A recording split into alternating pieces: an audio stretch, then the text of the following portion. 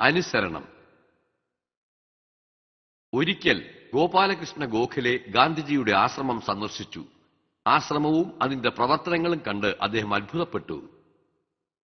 താങ്കളുടെ ആശ്രമത്തിന്റെ പ്രവർത്തനങ്ങൾ എന്നെ വിസ്മയിപ്പിക്കുന്നു. താങ്കൾ ഇവരെ എന്താണ് പഠിപ്പിക്കുന്നത്? സമൂഹത്തിന് ആവശ്യമായ പല നല്ല കാര്യങ്ങളും ഇവിടെ പഠിപ്പിക്കുന്നുണ്ട്. അതായത് മാതാപിതാക്കളെയും മുതിർന്നവരെയും അനുസരിക്കുക, ഭക്തിയോടും ബഹുമാനത്തോടും കൂടി തങ്ങളുടെ കടമ നിറവേറ്റുക എന്നിങ്ങനെ. താങ്കൾ ശ്രവണ പിതൃഭക്തിയെക്കുറിച്ചുള്ള നാടകം കണ്ടിട്ടുണ്ടോ? അതിനെക്കുറിച്ച് അറിയാമോ? വായിച്ചിട്ടുണ്ടെന്ന് തോന്നുന്നു, പക്ഷെ ഓർമ്മയില്ല. തന്റെ അന്ധരായ മാതാപിതാക്കളോടുള്ള ഒരു കുട്ടിയുടെ അനുസരണയെപ്പറ്റിയുള്ളതാണത്. ഈ കഥ എന്റെ ഓർമ്മകളിൽ എപ്പോഴും പറ്റിപ്പിടിച്ചിരിക്കും. എന്റെ ബാല്യകാലത്ത് ഞാൻ ശ്രവണ പിതൃഭക്തി എന്ന പുസ്തകം വായിച്ചു.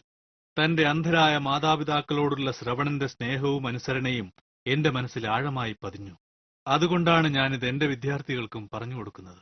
അതെ, ശരിയാണ്. മുതിർന്നവർ നമുക്ക് കാണിച്ചു തന്ന ഉദാഹരണങ്ങൾ പഠിച്ച് ഭാവി തലമുറയ്ക്ക് നാം അത് പകർന്നു കൊടുക്കേണ്ടതാണ്.